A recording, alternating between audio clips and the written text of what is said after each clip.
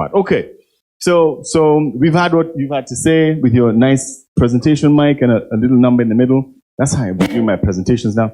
And we're talking about optimizing the Kenyan tech ecosystem as a driver of East African growth through learning, collaboration, and best practice. Let's do a little bit of a 2-minute intro. You already know who you are, so we'll skip you. And I'm the host. That's fine. You'll see me today and tomorrow, so we'll skip me as well. Shruti, do you mind if we start with you? Just give us a little bit of background of who you are, and then just throw a two-minute conversation around this topic, and then we'll come out to you, Justin. All right? Yeah. That mic works? Is that mic working? Is it on? Check if it's on. Is that light? No, it's on. No. Here, take this.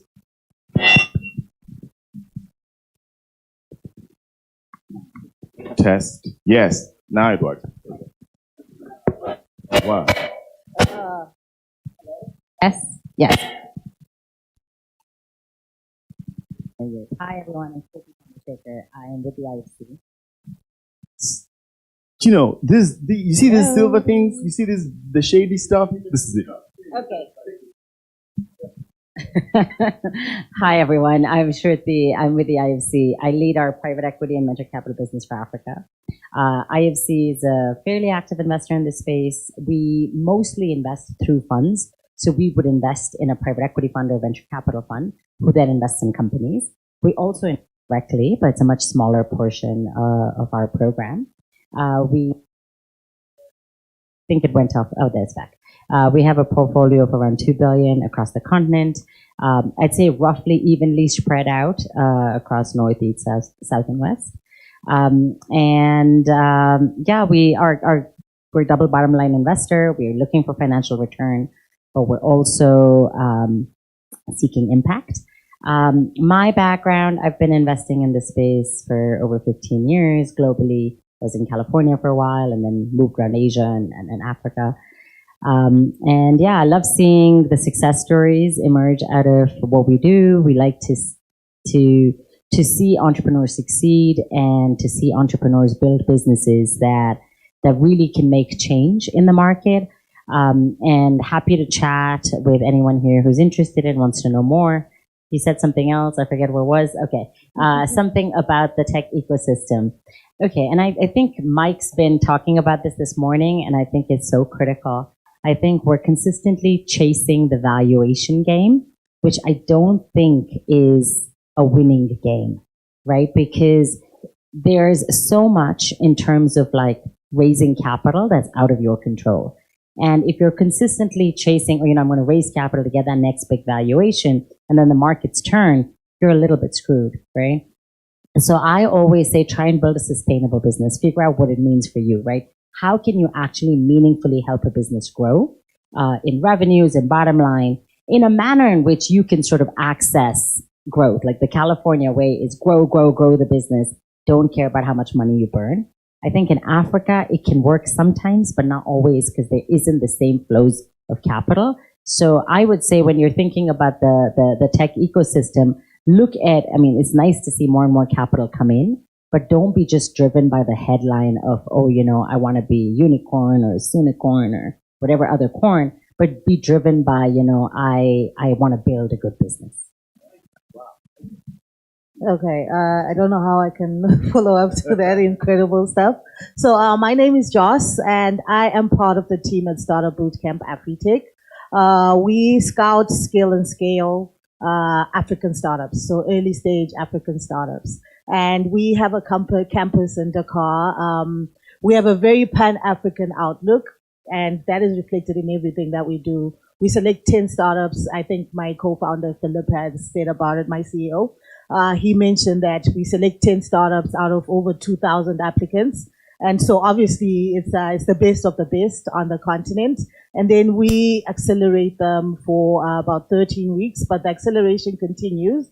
We have a portfolio of over 50 startups who have collectively raised about 150 million since we started the program in 2017. My background, so I am the storytelling and marketing lead, and I think that's why I'm here.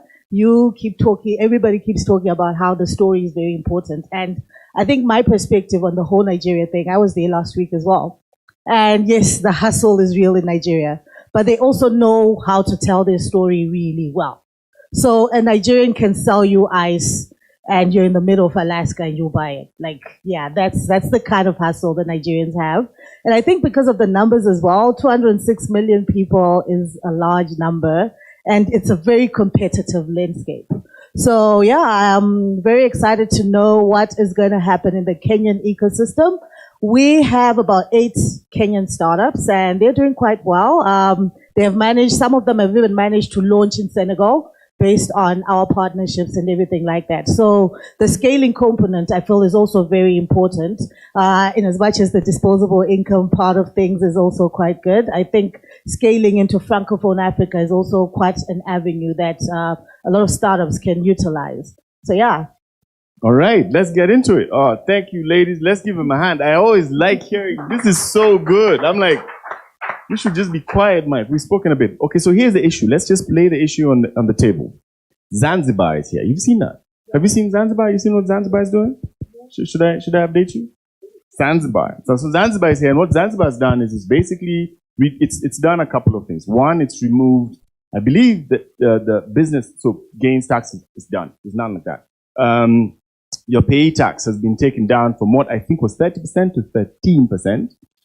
Startup capital, when you get into Zanzibar, you have, I believe it's 12 months or 18 months of no tax payment. It doesn't matter the size of the business you have.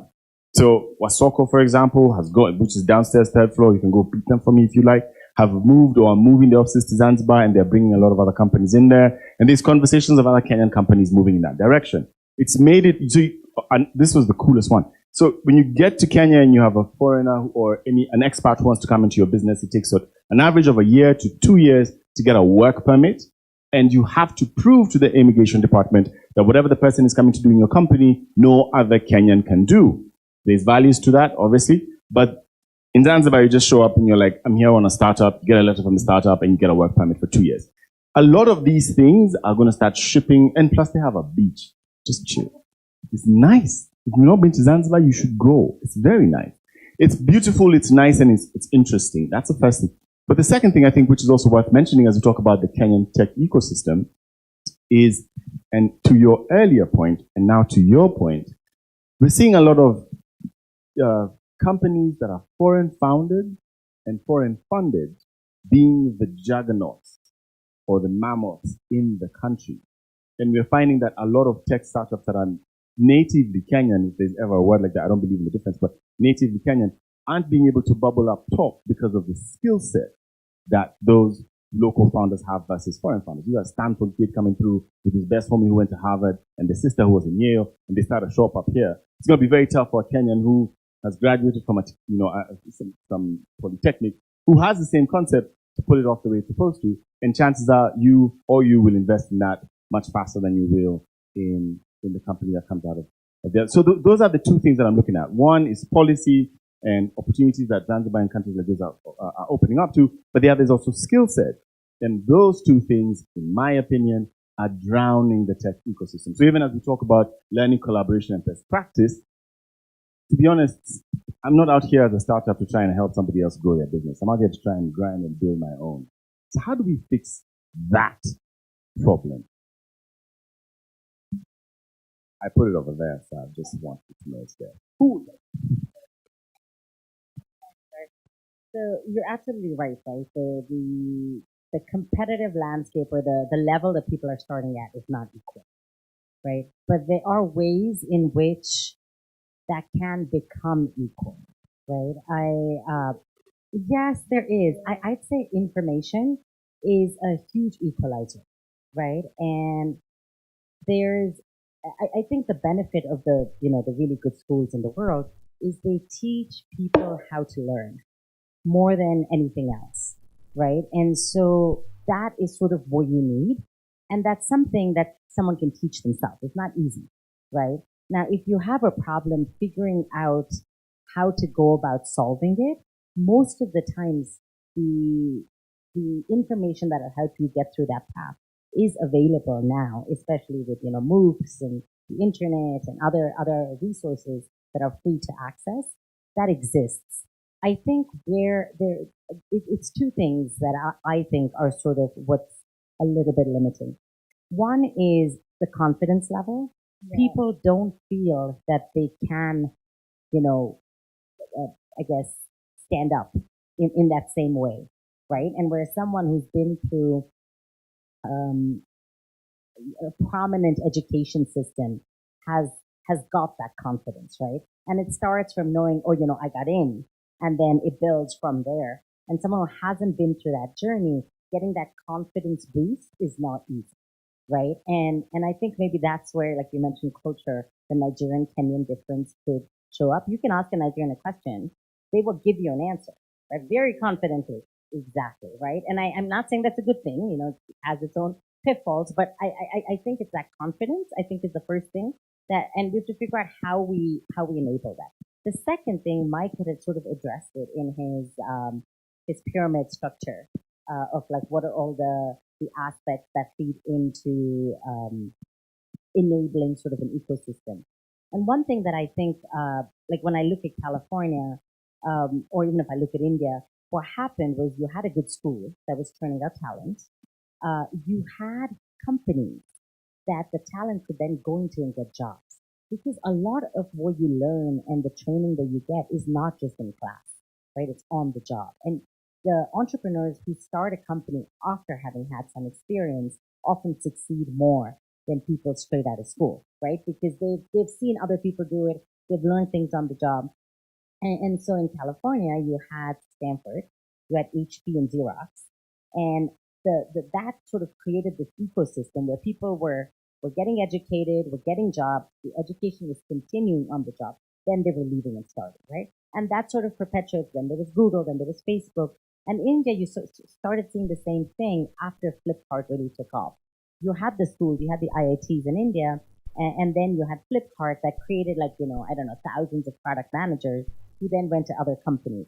So I sort of think that there are ways in which an ecosystem can change that. One is, companies that Mike's invested in or companies that have been to Startup Bootcamp succeed themselves, and that creates this sort of virtuous cycle of people, right?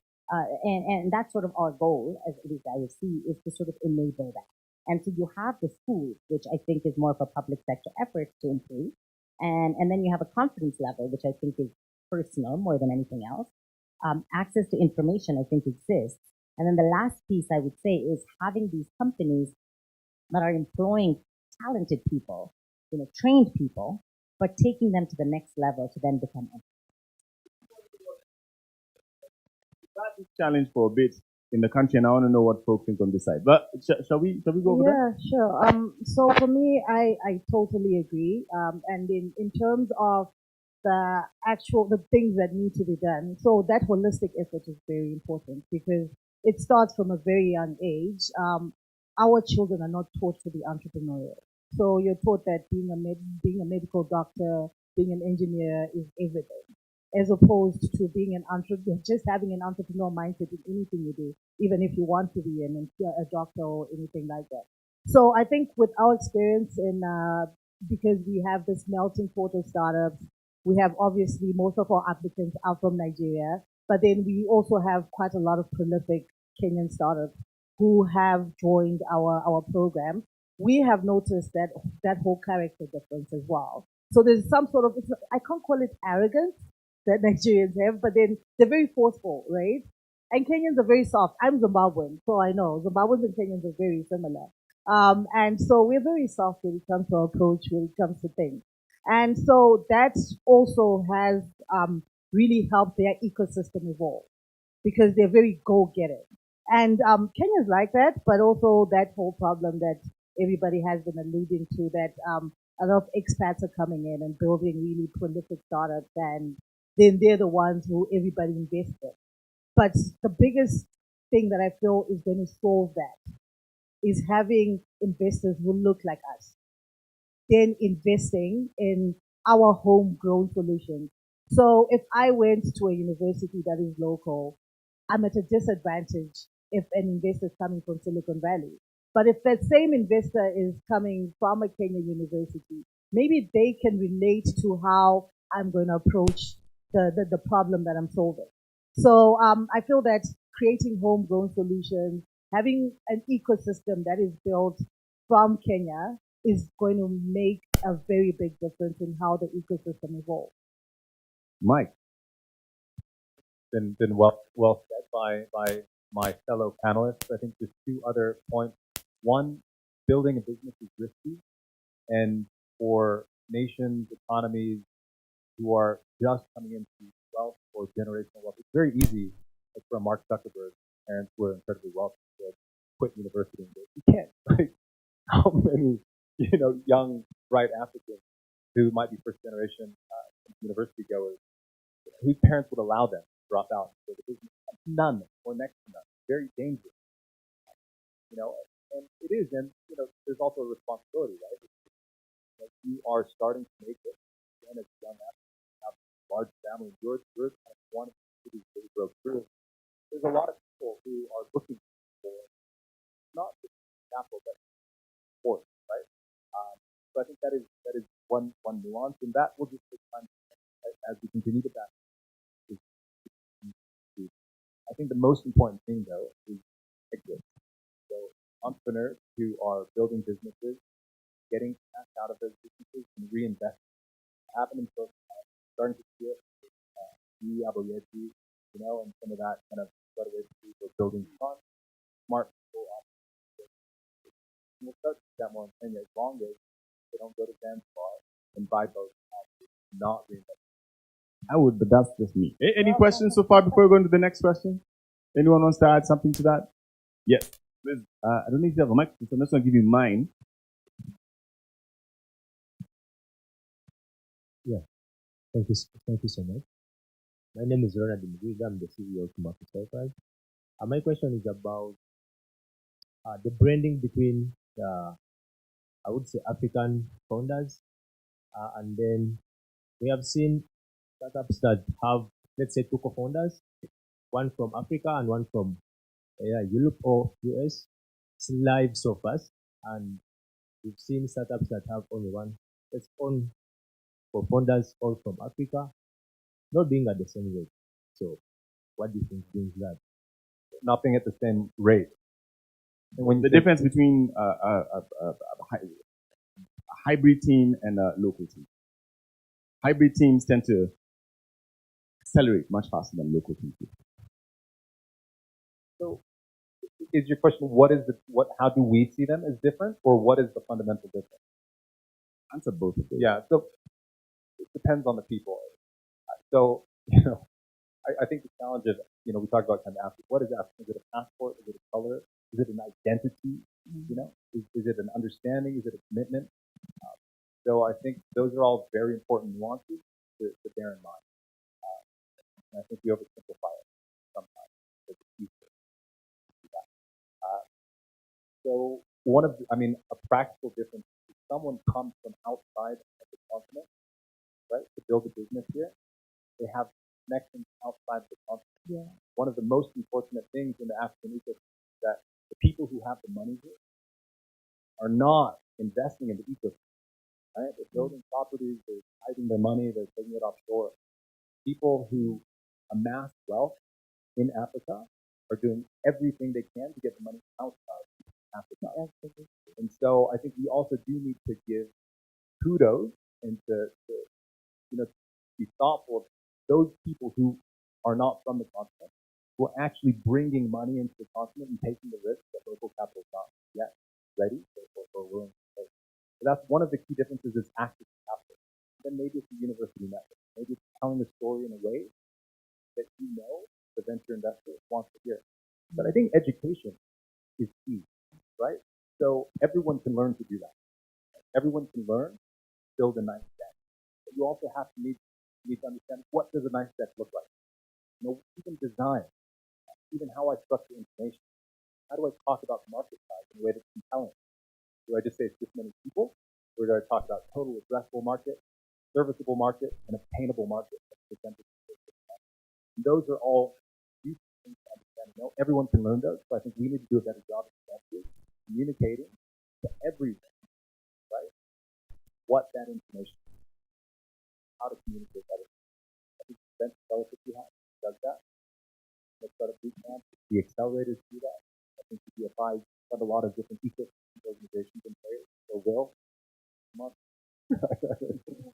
You wanna speak to that as we close? I would add one thing, right? And this might be a little bit controversial, but like when I saw the ecosystem in India grow, I'd say till maybe 2013, 2014, even though the, VC ecosystem in India was booming and money was coming in, companies were growing, the top graduates of the top schools in India were joining McKinsey, were joining Goldman Sachs. They weren't joining startups, right?